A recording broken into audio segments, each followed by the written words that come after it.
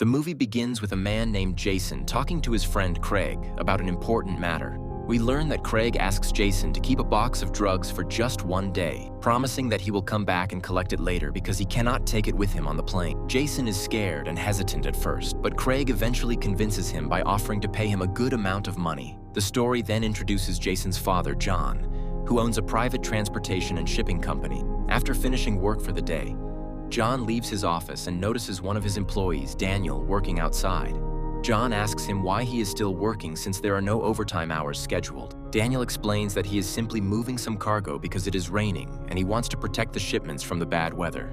John decides to help him, and during their conversation, they get to know each other. Daniel mentions that he started working at John's company only 3 weeks earlier, so John had never met him before. Meanwhile, the package containing the drugs arrives at Jason's house. He accepts the delivery, but as soon as he opens the box, he discovers a tracking device hidden inside.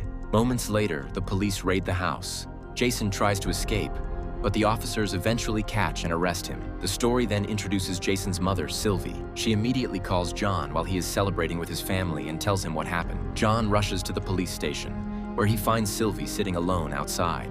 He asks if the police have told her anything, but she says they have not shared any information and that she is still waiting for an update. She also tells him that the police are already treating Jason like a dangerous criminal. John asks Sylvie whether Jason is officially registered under his surname or hers. She reminds him that they had already changed Jason's legal registration to her surname. John then enters the police station and asks to see Jason, but the officers refuse to answer his questions. Instead, they tell him to wait until he is called. He returns to Sylvie and asks if she has noticed anything unusual about Jason recently. Sylvie insists that she has noticed nothing suspicious. She says Jason is a good young man and has never had a criminal record.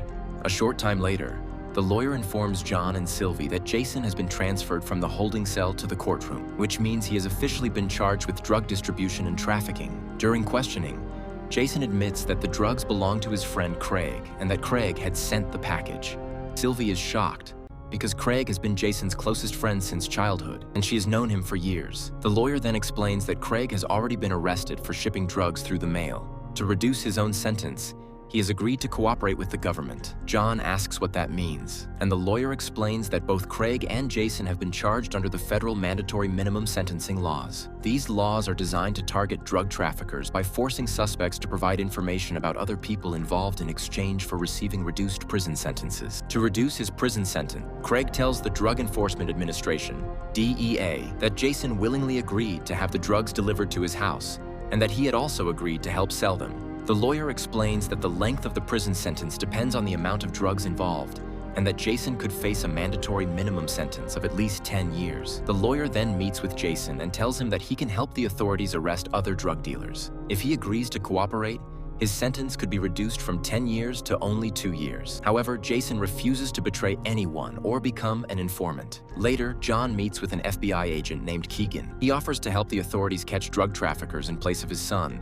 but Keegan initially refuses. John then visits Jason in prison. Jason tells him everything that happened and insists that he never intended to sell the drugs. He explains that he only agreed to store the package until his friend came back to collect it. John reassures him that he believes his story and promises to do everything he can to get him out of prison as soon as possible. John meets with Agent Keegan again, and this time she agrees to let him help instead of Jason. However, she tells him that if he wants to save his son, he must help the authorities capture a major drug trafficker dealing with large quantities of narcotics. John begins searching through the files of his employees and discovers that Daniel has a previous conviction for drug trafficking. He approaches Daniel and offers him $5,000 if he can introduce him to drug dealers. Daniel refuses, saying that he has left that dangerous life behind and does not want to get involved again. John keeps increasing the amount of money in an attempt to convince him, but Daniel continues to refuse. Later, after seeing his wife forced to work late-night shifts just to keep her job and support the family, Daniel realizes how badly they need the money. The next day,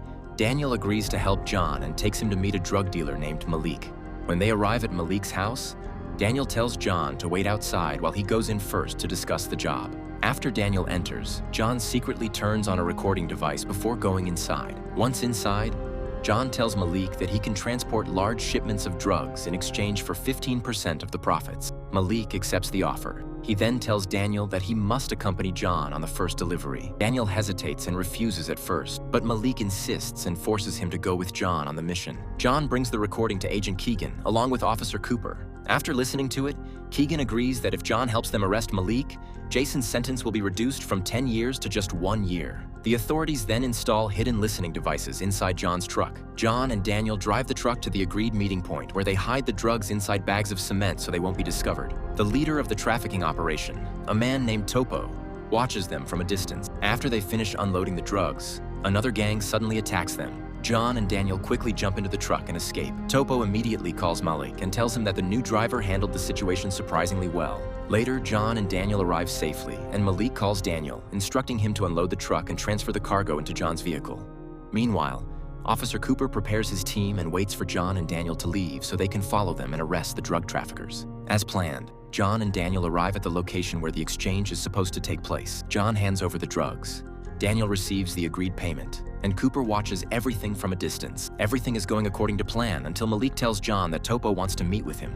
Cooper hears the entire conversation through the hidden wiretap, but instead of moving in, he orders his team to stand down and let Malik and his men leave. John is shocked because Cooper has broken their agreement, and he becomes furious. The following day, John confronts Agent Keegan and angrily demands an explanation. Cooper arrives and tries to calm him down. He explains that the next operation will involve the organization's main supplier, making it far more important than arresting Malik. At that moment, Sylvie calls John. He leaves the company and heads toward the police station. On his way out, he notices Daniel getting into his car, so he quietly follows him and sees that Daniel also enters the station. Inside, John finds Sylvie, who tells him that she came to visit Jason, but the authorities refuse to let her see him. She also says that Jason has been attacked by other inmates in prison. John does his best to comfort and reassure her. When John leaves the station, he finds Daniel waiting outside.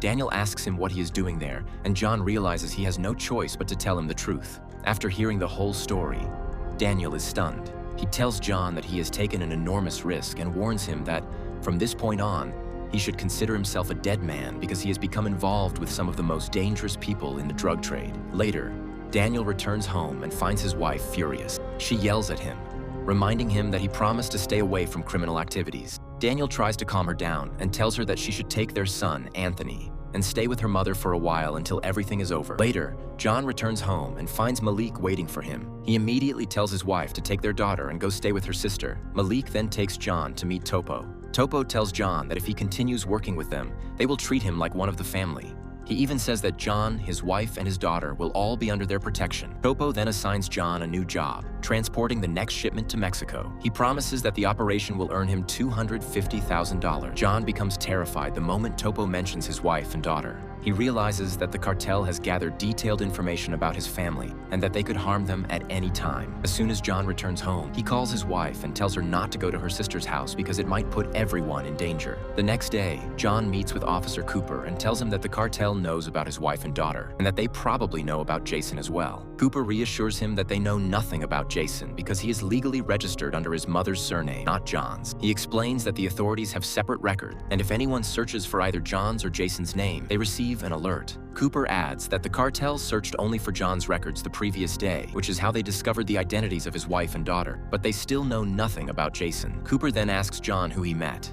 John tells him that he met a man named Topo. Both Keegan and Cooper are visibly shocked when they hear the name. John asks who Topo really is, and Cooper explains that Topo is a former Mexican soldier who now controls the region on behalf of a powerful Mexican drug cartel. John tells them that Topo ordered him to transport a shipment into Mexico. John then makes a deal with Keegan. If he helps the authorities capture Topo, Jason must be released from prison immediately. Afterward, John visits Daniel at his house and thanks him for not revealing anything to Malik. He tells Daniel that he has his own plan and no longer intends to follow the police's instruction, so he needs Daniel's help. Soon afterward, John receives a message containing the location of the next meeting. He sets off in the truck equipped with the hidden listening device. Along the way, however, he switches to a different truck that the drug enforcement agents know nothing about. When they arrive at the meeting point, John receives the money. He's then instructed to drive the truck alone to avoid attracting suspicion, while the others will follow him in separate vehicles. Meanwhile, Daniel secretly keeps an eye on Malik's men. When the opportunity presents itself, he quietly sneaks up behind one of the guards and strangles him,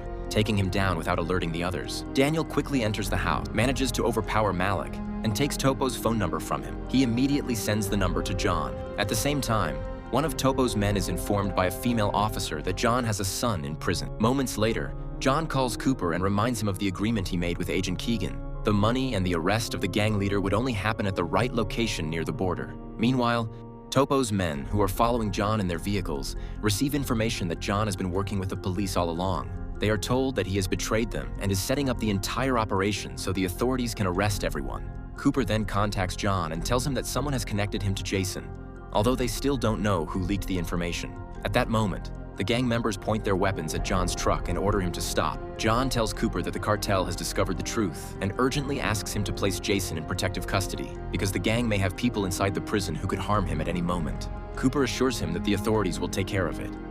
John continues driving toward the agreed location. Since he refuses to stop, the cartel opens fire on his truck. John is prepared for the attack.